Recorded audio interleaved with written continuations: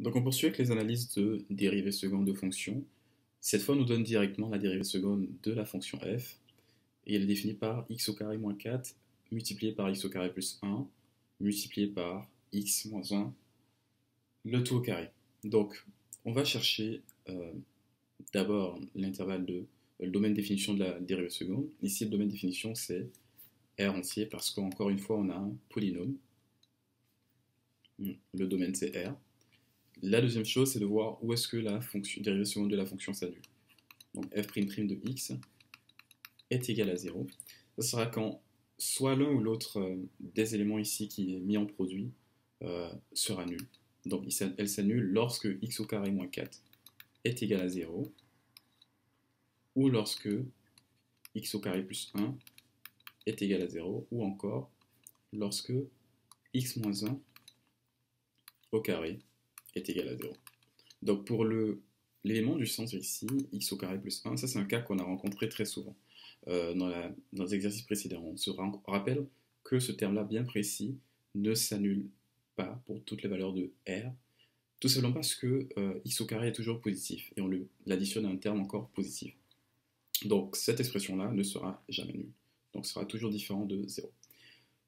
Pour x au carré moins 4, x ici on peut le tirer, donc on peut trouver que on trouve que x au carré est égal à moins 4. Et encore une fois, ça devrait impliquer que notre fonction ici, on trouve plutôt que x au carré est égal à plus 4, du moins. Donc ça implique que notre fonction s'annule en x est égal à 2, ou encore en x est égal à moins 2. Si on considère enfin la troisième expression ici, ce terme-là s'annule lorsque x moins 1 est égal à 0, ou encore lorsque x est égal à 1. Donc pour cette dérivée seconde-là, on a 3 points auxquels notre fonction s'annule. La dérivée seconde de la fonction s'annule. Donc en 2, en moins 2 et en 1.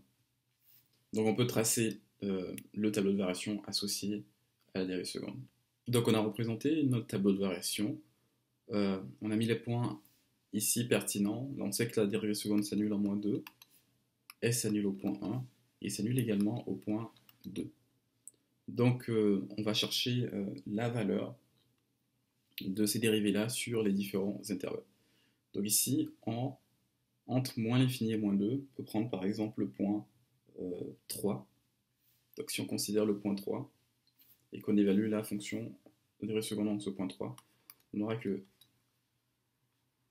f' de moins 3 est égal à moins 3 au carré, qui nous donne 9, moins 4, multiplié par moins 3 au carré plus 1.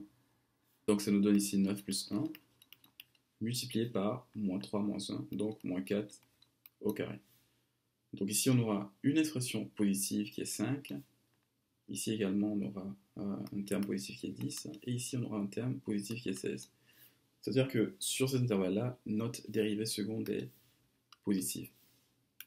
Ok, entre moins 2 et 1, on peut considérer le point 0. Donc on prend f' de 0. On voit qu'on aura 0 au carré moins 4, multiplié par 0 plus 1, multiplié encore par 0 moins 1 au carré. Donc ici on aura moins 4 fois 1 fois 1. Donc l'expression ici est négative. Ça veut dire que sur l'intervalle, la dérivée seconde également est négative. Je vais effacer cette expression. Ok, lorsqu'on choisit d'évaluer le point 3 quarts, ici j'ai réécrit l'expression ici en remplaçant la variable x par 3 quarts. Une chose que je voulais pointer, c'est que, en fait, pour l'évaluation du signe de ce terme, en fait, ces deux expressions-là ne nous servent pas trop parce qu'on sait toujours qu'elles sont positives. Ce terme est toujours positif, et ce terme également est toujours positif parce qu'on a un carré. Donc en fait, l'expression qu'il est important d'évaluer, c'est la première expression. Donc on aurait pu tout simplement, pour les deux valeurs évaluées précédemment, se concentrer sur le signe de la première expression et avoir le signe total de notre expression. Donc ici, on peut se concentrer seulement sur le signe de notre première expression ici. Donc si on considère 3 quarts au carré moins 4, ça nous donne ici 9 16e moins 4 Et ce qu'on peut faire ici, c'est qu'on peut prendre également le moins 4, on va le réduire sur le même dénominateur. On aura ici 9 moins 16 sur 16 ici. Okay. Et on voit que cette expression-là, ça va nous donner ici un terme qui est négatif, parce que 9 est inférieur à 16. Donc ici, on sait que la dérivée seconde ici également est négative. Donc enfin, on va regarder le dernier intervalle, on va prendre la valeur, une valeur ici qui nous arrange, on peut prendre la valeur de 10.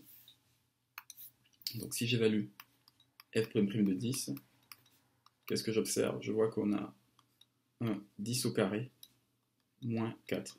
Donc également ici, je vais juste considérer cette expression-là, parce que je sais d'office que les deux expressions qui suivent sont forcément positives. Donc 10 au carré moins 4, bon, ça c'est complètement évident. Ici, on aura un 100 moins 4. Donc on sait qu'ici que la dérivée seconde également est positive.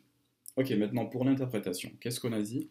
C'est que on a ici une concavité haute, également sur cet intervalle, et ici sur ces deux intervalles-là, on a une concavité basse. Okay. Donc c'est important de bien marquer ici concavité haute et basse. Même si on a deux intervalles comme ça qui ont des concavités basses, il faut également les marquer parce que l'allure de la courbe lorsqu'on la trace peut être différente malgré le fait qu'elles ont la même concavité. Donc on note au passage ici qu'on a un point d'inflexion ici en moins 2 et on a également un point d'inflexion en 2.